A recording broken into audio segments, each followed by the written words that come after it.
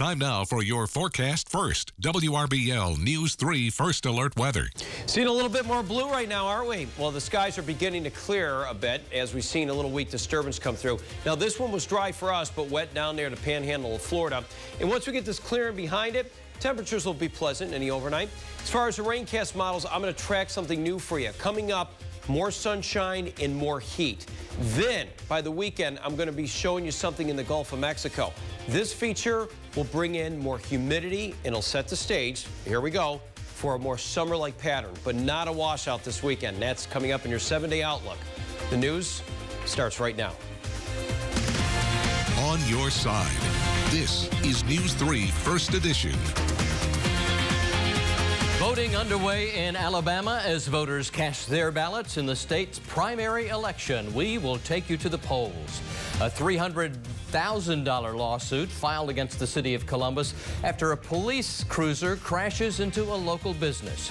Good afternoon, everyone. We thank you for trusting News 3.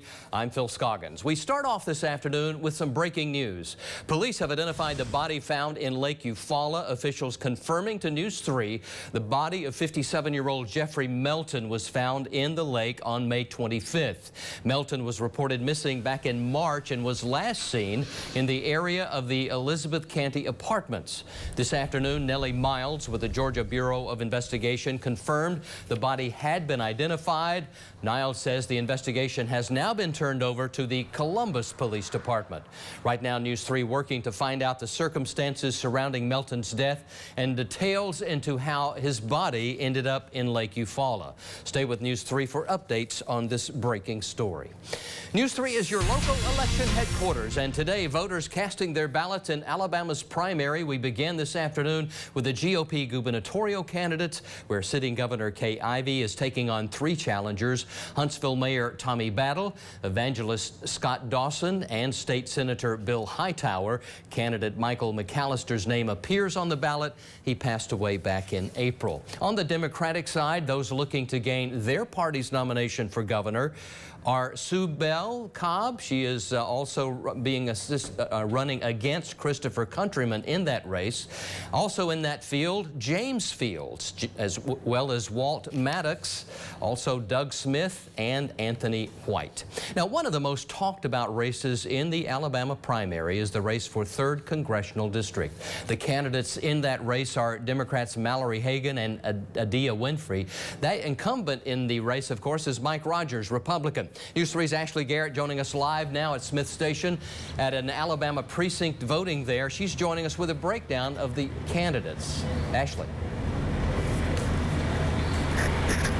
Phil, let's go ahead and start with the incumbent. Again, that's Mike Rogers. And for those who don't know, he's been serving Alabama's 3rd Congressional District since 2003. Now, while some might say they're comfortable with his experience, there are others who say it's time for a change. Let's go to some pictures of the other Democratic candidates in the race. One of his opponents is Democratic candidate Adia Winfrey. Among other things on her campaign site, she's listed as a pioneering psychologist with a doctorate from Wright State University School of Psychology.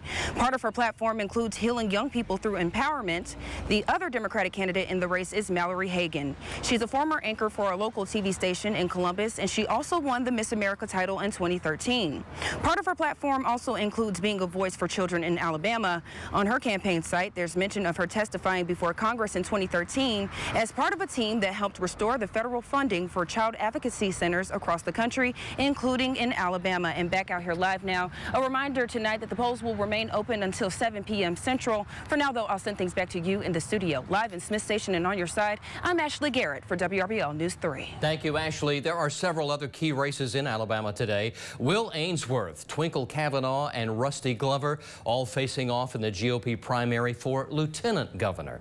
In the race for attorney general, Republican candidates Chess Bedsole, Troy King, and Alice Martin are trying to unseat incumbent Steve Marshall.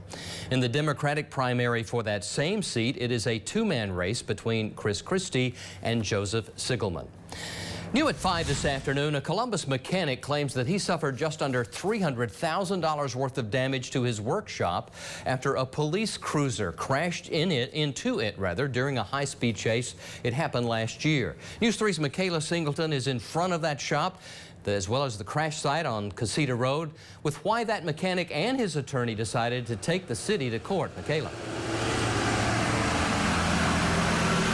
Well, Phil, this stack of papers represents the extensive lawsuit that Kerry McCraney and his attorney filed regards to a police cruiser accident that caused the damage to his now boarded up workshop that you see here on Casita Road.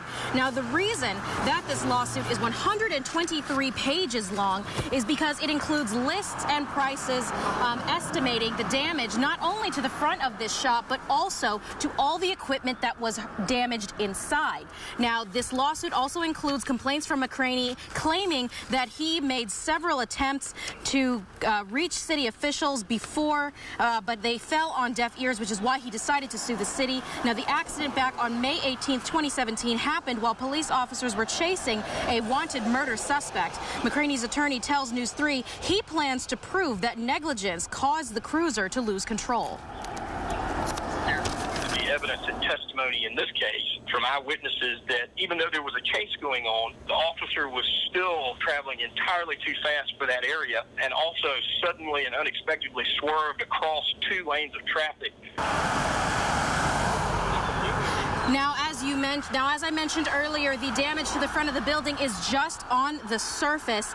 Now, again, to fix the front of that building would cost about $5,000. However, the $291,000+ is accrued from that damaged equipment that McCraney used in his profession as an industrial motor repairman. Now, News 3 did make several attempts to reach out both to city officials and to the law office back out in Albany that's going to be representing them in this case. They did not respond to any of News 3's requests for comment. However, this answer to complaint is public record, and it was filed after McCraney's lawsuit was filed. Now, there are several defenses here, but the city claims that they are not liable under the law because negligence can't be proven. They'll just have to go through that in court. And coming up at 6, you will hear from that mechanic himself about how this accident and the damage to his shop has impacted his livelihood. Live and on your side in Columbus, Michaela Singleton, WRBL News 3. Thanks for that live report, Michaela. Now, an update this afternoon on a case involving a local attorney. Our media partner, the Ledger-Inquirer, reports attorney William Bill Snipes has been disbarred. Snipes is facing multiple charges connected to allegedly stealing more than $1 million from his clients in insurance settlement funds. The Georgia Supreme Court issued an order on Monday disbarring Snipes. The court says Snipes violated the Georgia rules of professional conduct involving the attorney-client relationship. Snipes turned himself in to Columbus police on May 29th. Investigators tell News 3 they had been looking into Snipes for more than 6 months after clients started to complain, saying Snipes settled their injury and accident cases without their knowledge and then pocketed the settlement funds. This afternoon, the Columbus Police Department is searching for a missing teenage boy. Take a look at your screen now. This is 15-year-old Cameron Asante Bediago. Cameron was last seen back on May the 31st somewhere in the area of Sears Road. Officials say that Cameron is 5'6". He weighs about 120 pounds. He has brown eyes and black hair. If you have seen Cameron, you are asked to call the Columbus Police Department Special Victims Unit. You can see that number there on the bottom of your screen. On the Crime Watch this afternoon, the Phoenix City Police Department looking for a theft suspect. Police say on June 3rd, the woman in these photos allegedly stole merchandise from the Family Dollar on Highway 431 South. They're asking for the public's help identifying this woman, and if you have any information that would help, you're asked to call the Phoenix City Police Department. Again, you can see that number there on your screen. Making news across America this afternoon, President Trump's frustration with the Russia probe once again aimed at his Attorney General, who recused himself from the investigation. The president tweeted, quote, "The Russian witch hunt hoax continues, all because Jeff Sessions didn't tell me that he was going to recuse himself," end quote. Special counsel Robert Mueller, who was appointed after Sessions recused himself, has filed charges against 22 people or companies so far, and the investigation continues. Former Trump campaign chairman Paul Manafort has already been indicted on 23 different counts, including conspiracy, money laundering, and fraud charges. On Monday, Mueller accused him of another crime, witness tampering. Sources say Manafort is banking on presidential pardon if he is convicted. Former House Speaker Newt Gingrich says that would be a mistake. If a president was dumb enough to pardon themselves, that would be such an act, this would be such an arrogant statement of power that the House would probably impeach him within a week and the Senate would convict him. Monday, the president tweeted he had, quote, the absolute right to pardon myself, but why would I do that when I have done nothing wrong? Democrats argue the president does not have that power to pardon himself. 50 years ago today, Robert F. Kennedy was shot in Los Angeles. On June the 5th, 1968, the presidential hopeful and brother of President John F. Kennedy was fatally shot in the Ambassador Hotel just after giving a victory speech for the California presidential primary. He died the next day after fighting to survive in the hospital. Robert Kennedy was killed by Palestinian Sirhan Sirhan. 5 others were wounded in that gunfire. Kennedy, who was 42 years old when he died. Coming up just ahead here on news about the Miss America organization, they're making a big announcement concerning their competition rules. We'll hear about that. Later on in our Health Watch, though, putting the spotlight on new treatment options for breast cancer patients. As always, the best way you can stay connected with us here at WRBL, like and follow us on social media. We're on Facebook, Twitter, and Instagram with the latest breaking news, sports, and weather. Right, Bob? Yeah, that's right, Phil. And the rain was seen farther south today thanks to that weak disturbance. So the clouds are gone. Look, we're tracking ahead here. Rest of this week, we still remain dry. But by the weekend, we're ramping up those chances. That's coming up right after this. The 7-day weather forecast is brought to you by Glenn Smith Chevrolet Buick GMC. Now, News 3 brings you your first alert forecast. So the clouds that came in, you can see here on your television screen or on your mobile app or whatever you're choosing to watch us right now, which I appreciate you being a little bit more diversified when it comes to your viewing pleasure.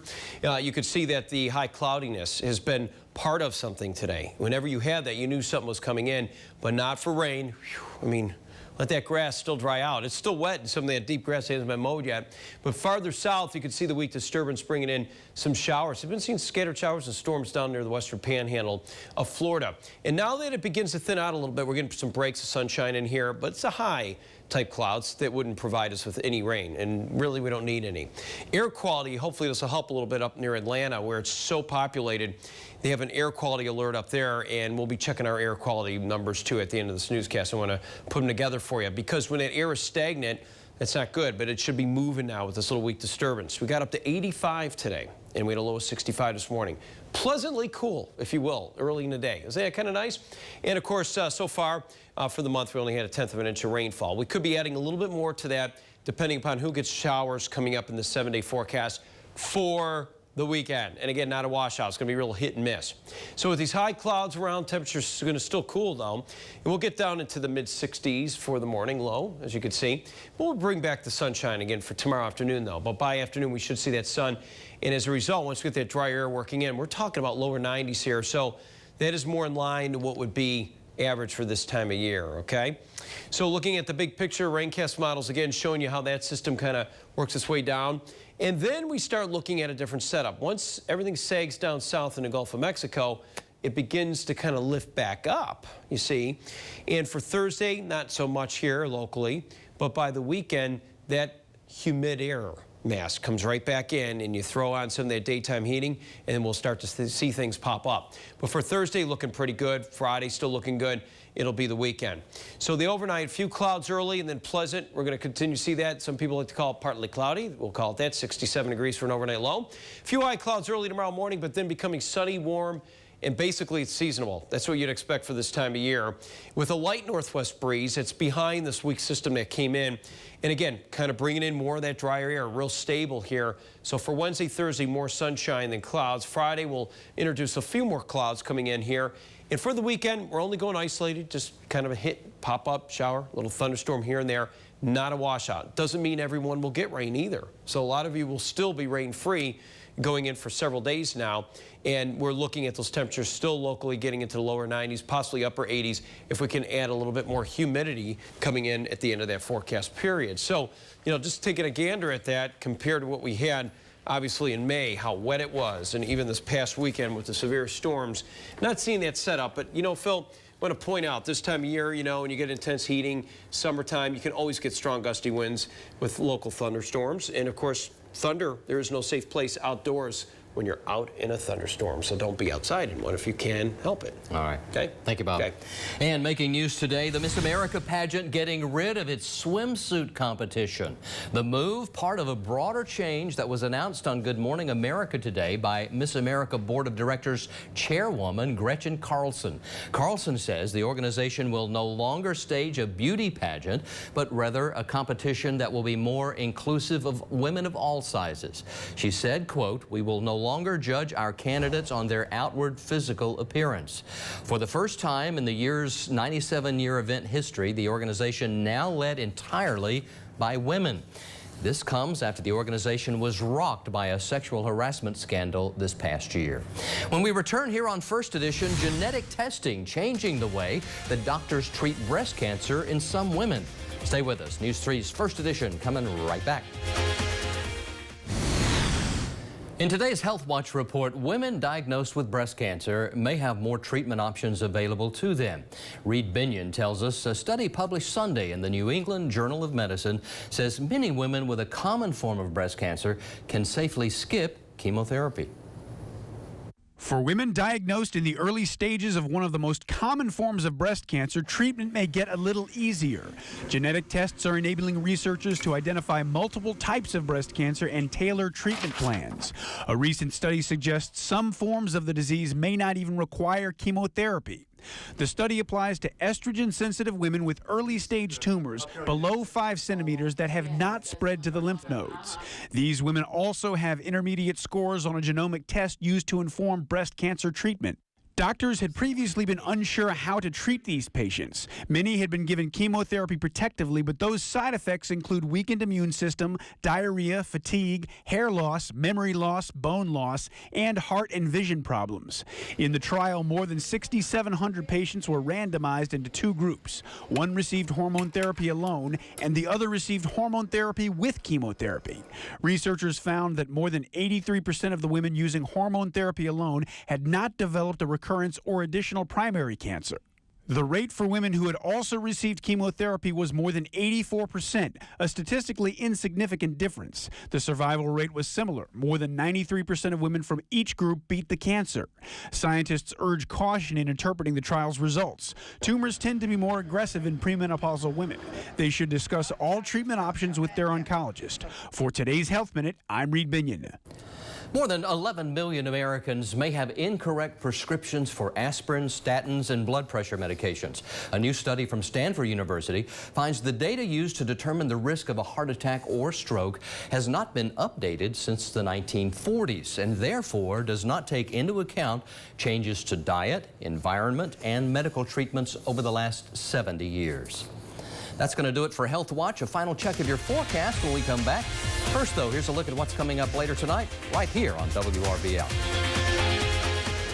Oh, sorry, Phil. Had some cloud cover today. Yes, yes. Unlike a blue sky yesterday, but still, you could tell the humidity level was far more comfortable than what we've been accustomed to. Absolutely. And when you have that, the air is rather dry. It's kind of stable, too. And what that sometimes it traps in a lot of pollutants. So we're dealing with that, especially in heavily populated areas. A lot of traffic congestion in places like Atlanta.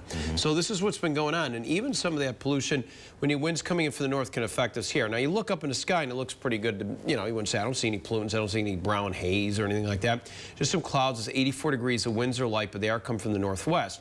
So we take a look at our air quality index. We're just getting into the code yellow for ozone. That's moderate, and it's only going to be short-lived. Now, what that means, it's on healthful levels. It's not the good stuff that's way up in the atmosphere that blocks all the dangerous UV rays. This is stuff that can irritate the lining of your lungs, that sort of thing. And that is a little pollutant that's usually created by lawnmowers, a lot of gas exhaust from cars, and stagnant traffic. So that's something that'll hopefully be improved here coming up in the forecast. All right, thank you, Bob. We're going to be back at the top of the hour for News 3 Evening Edition. Stay tuned, won't you?